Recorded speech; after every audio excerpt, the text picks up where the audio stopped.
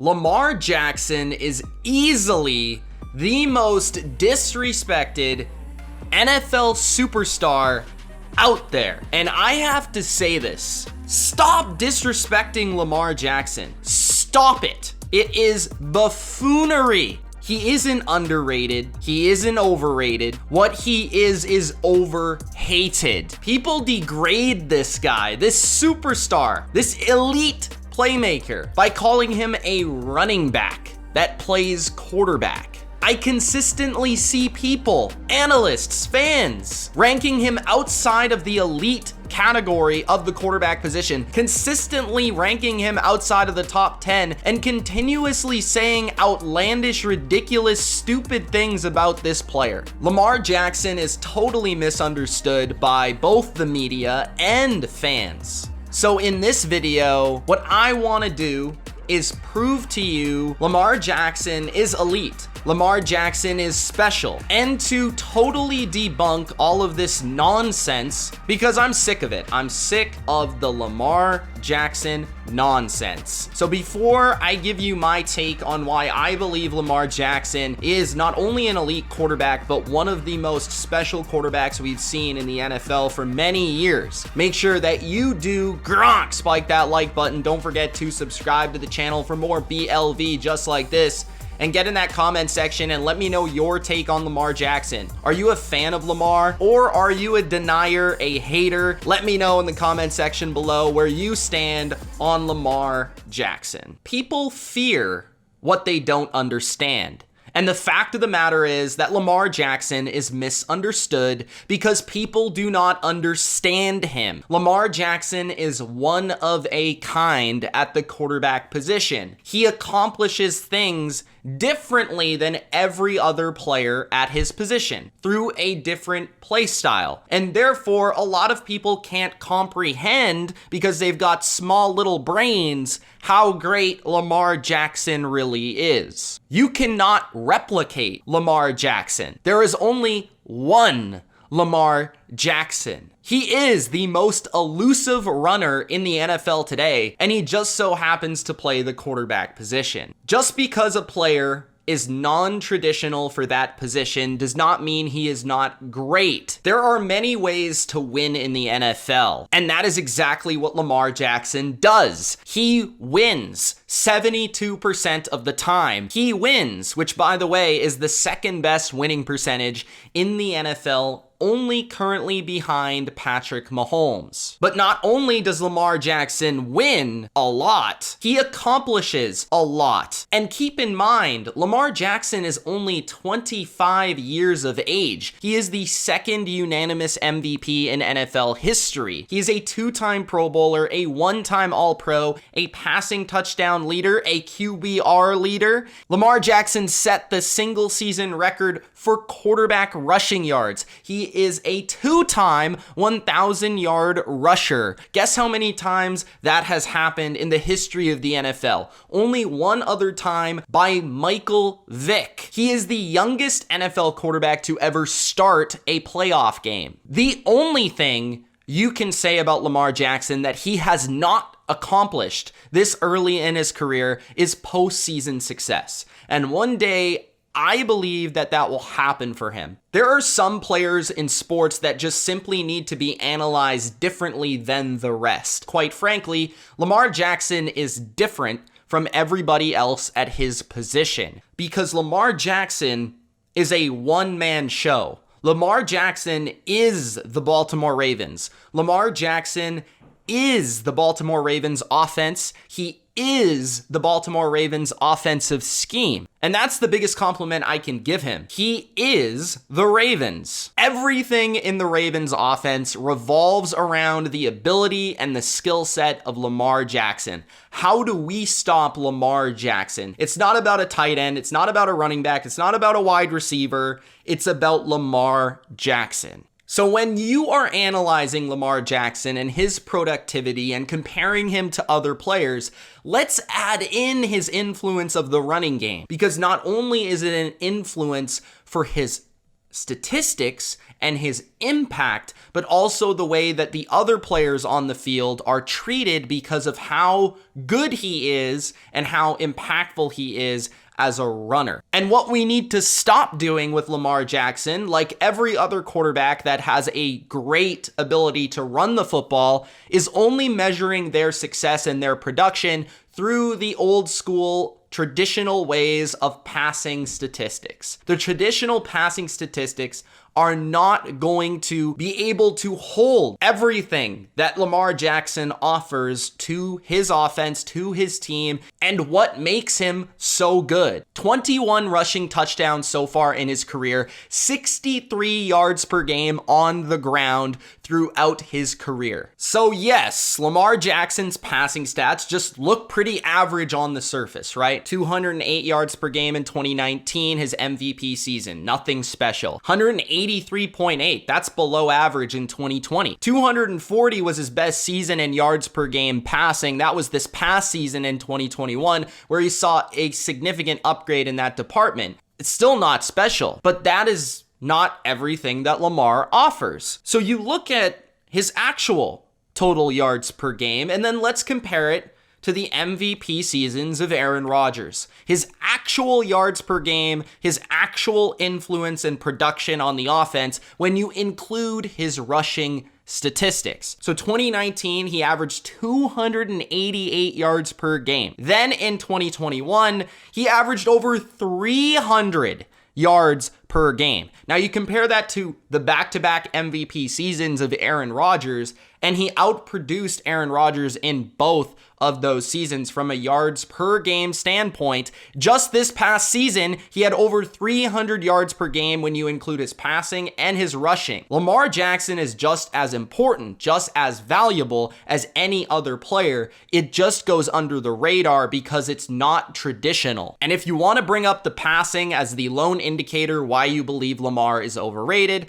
fine. Personally, I disagree because I look at Lamar Jackson and I see a guy that in terms of completion percentage has been at least 64% over the last 3 years, even better in some instances. On top of that, you look at a skill set that is pretty underrated. He has a quick release, he has a pretty strong arm, and can throw the football from a multitude of angles, under pressure, outside the pocket, inside the pocket, on the move, standing still. It doesn't really matter. Lamar has actually been a much better passer just from a down to down than people actually would give him credit for. He doesn't pass it as much as other quarterbacks because he is such a big influence also in the run game. And that's such a big part of what the Ravens do. But if you actually sit down and study Lamar and study the Ravens, this dates back to college, by the way. Lamar has always been an underrated passer from a pure skill standpoint. Lamar Jackson has been able to accomplish all of this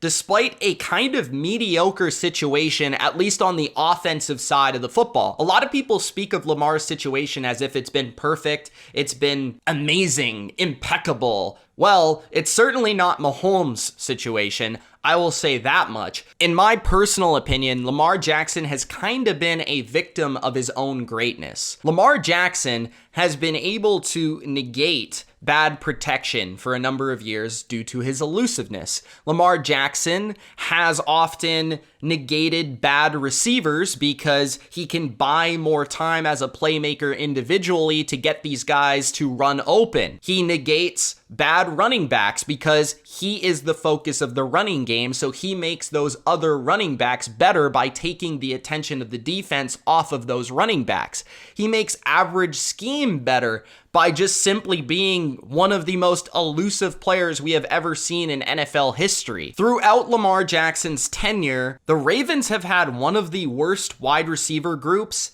in the NFL. You just go season by season and look at that depth chart and how utterly gross it is from season to season and what they have given Lamar Jackson to work with, and you say, damn, that's one of the worst groups in football for the past 3 to 4 years. 2018, John Brown was their number one wide receiver, and over the hill, Michael Crabtree was the number 2, and then you throw in Willie Snead, who was also older, and Chris Moore. Then you look at 2019, the season he won the MVP. Marquise Brown, Willie Snead, Seth Roberts, and Miles Boykin. And then 2020, Marquise Brown again, Willie Snead, Devin Duvernay, and Miles Boykin. Like, what are these receiving cores? The only season where you could really say he had about an average receiving core, if you throw in Mark Andrews at the tight end position, is this past season, in my opinion,